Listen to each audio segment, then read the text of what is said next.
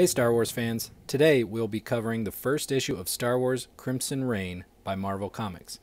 This mini-series consists of 5 issues and follows Kira, the leader of Crimson Dawn, during the time period just prior to Return of the Jedi. Prior to this series, Kira revealed herself as Maul's successor in Crimson Dawn during the War of the Bounty Hunters.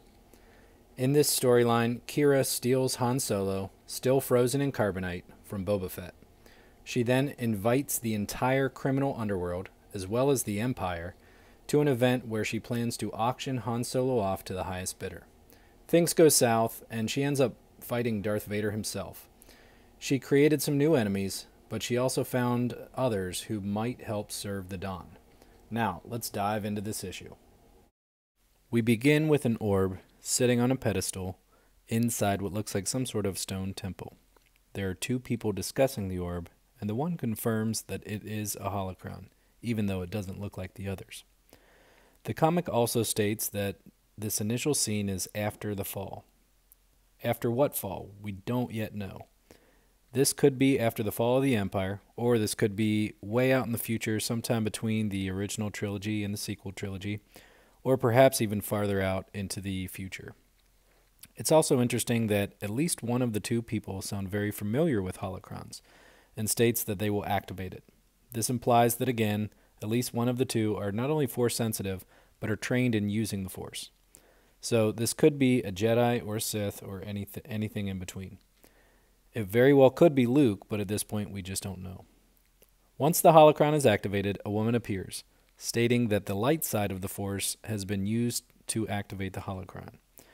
Again, giving a piece of information about whoever found this holocron. She then dives into the story of Kira, the leader of Crimson Dawn.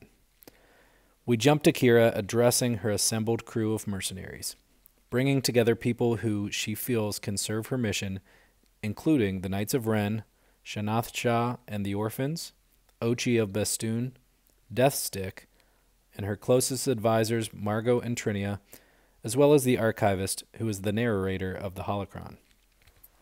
She goes on to describe that the reason for all of the suffering and pain in the galaxy is due to an imbalance of power, and that instead of being a mountain range of many peaks of power, it is instead a pyramid with one man on top and everyone else having their fates dictated by him. She speaks, of course, of Emperor Palpatine, but more specifically, she calls out the Sith as the reason for all of their pain. Kira, Trinia, and Margot each set off to different crime syndicates to offer up their services.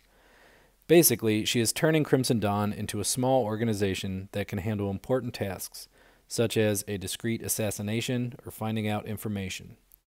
They are upfront about how they would work for anyone, which will keep them from creating enemies and make them an essential part of the operations of all the other syndicates. The story then jumps to Shanath Shah and the Orphans, off on assignment for Kira. We are introduced to her crew of Amara Vex, Seer, and a droid named Bright. We learn that Shanath witnessed her parents being killed at the hand of Darth Vader, and was then forced by him to swear an oath never to seek revenge. This oath, of course, she did not intend to honor.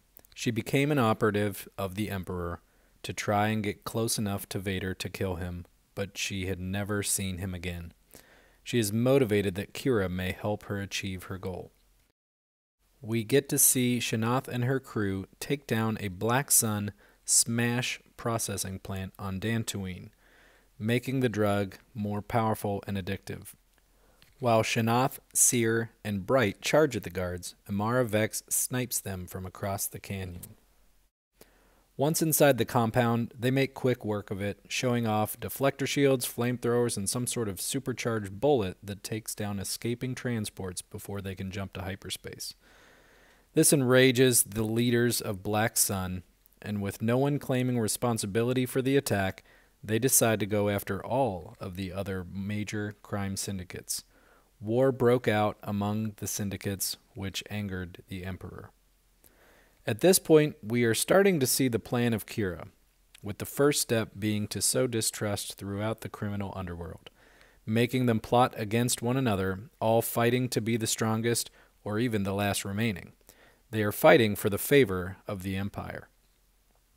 Next, we meet up with the Knights of Ren, described as one of the few groups of dark side practitioners left after Palpatine's purge. They have been sent to directly defy the Sith. They have been sent to Fortress Vader.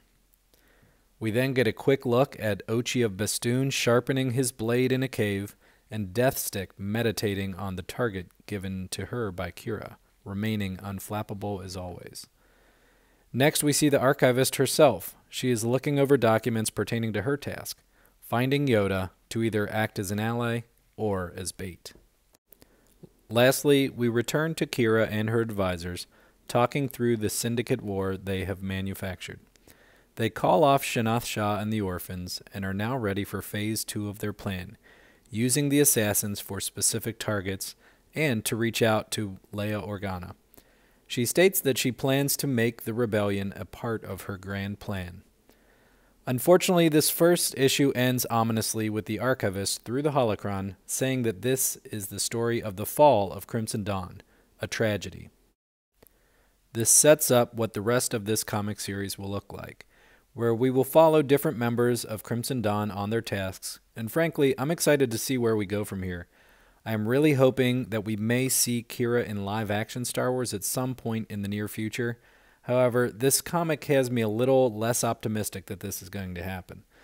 Whether this hints at her demise, or whether it merely is stating that Crimson Dawn falls, but Kira may survive, we don't know.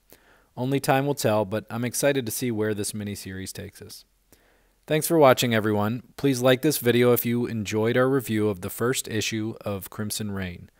Leave a comment below with your thoughts and theories on where this story is going, and make sure to subscribe to the channel to stay up to date as we make our way through the entire series. Thanks, and may the Force be with you.